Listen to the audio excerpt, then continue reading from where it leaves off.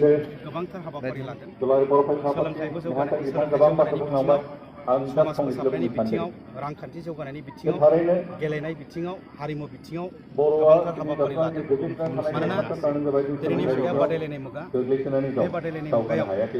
बर' माहारिखौ बुहुमाव गेरेमसा हारि महरै गायसननोब्ला आरो बर' हारिया गाबथानानै थानांगौब्ला जोंनि इयुन जोलै लाइमोनफोरा लेखा फरायनांगोन दिनै गुरुत्व होयो दिनै कम्पानिफ्रा बेसेन होदों IIT नि स्टुडेन्टफोरखौ IIM नि स्टुडेन्टफोरखौ NIT नि स्टुडेन्टफोरखौ नाथाय जोंनि फरायसाफ्रा ड्राग्स एडिक्ट जादों उन्दै बैसोआव हाबा जादों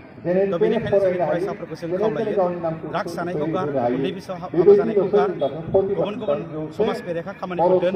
लेखा फरायनायाव गोसो हो सानफ्रोमबो फरायसालियाव गोजौ सोलोंथाइ ला दिनैनि मुगायाव थांनानै था दिनै समाज बेबस्थानि खोथाखौ जों बुंदों फुजा होनायनि नामाव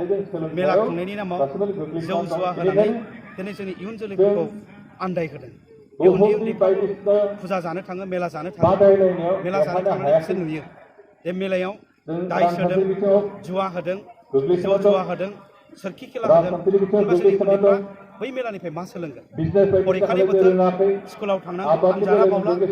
बे बोथोराव जुदि 15 दिन मेला जायो 10 दिन मेला जायो होनबा बे समाजखौ सोर फोसाबगोन जोंनि समाजखौ जोंनो फोसाबनानै लायाबा सोर फोसाबगोन थ' बेनिखायनो जों बयखौबो खावलायो जे जोंनि समाजखौ थिग खालामनानै ला आरो जों बुंदों दिनैनि दिनाव गोजौ सोलोंथाइ लानोब्ला नोंनि न'खरा जौगाथारनांगोन गोजों न'खर जानांगोन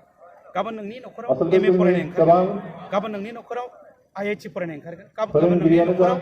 डक्टर फरायनाय ओंखारगोन नाथाय नोंनि न'आव लोमजायोबा मुलि बायनो फैसा गैयाबा नोंनि न'आव एडमिसन लानो फैसा गैयाबा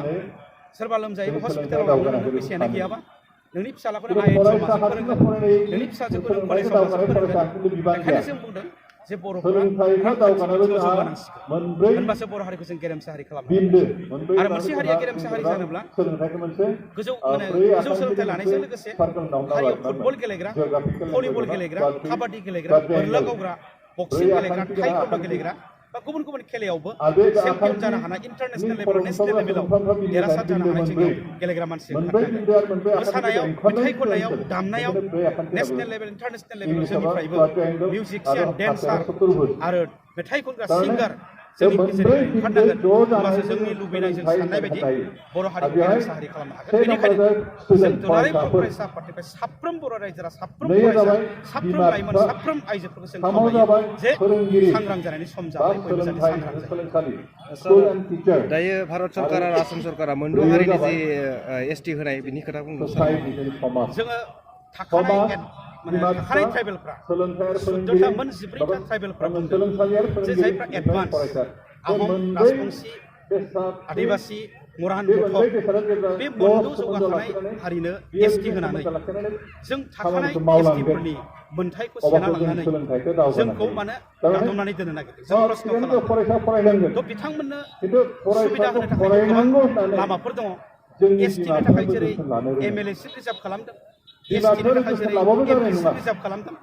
STनि थाखाय जेरै साख्रिनि रिजार्भ खालामदों STनि थाखाय जेरै एडमिसननि रिजार्भ खालामदों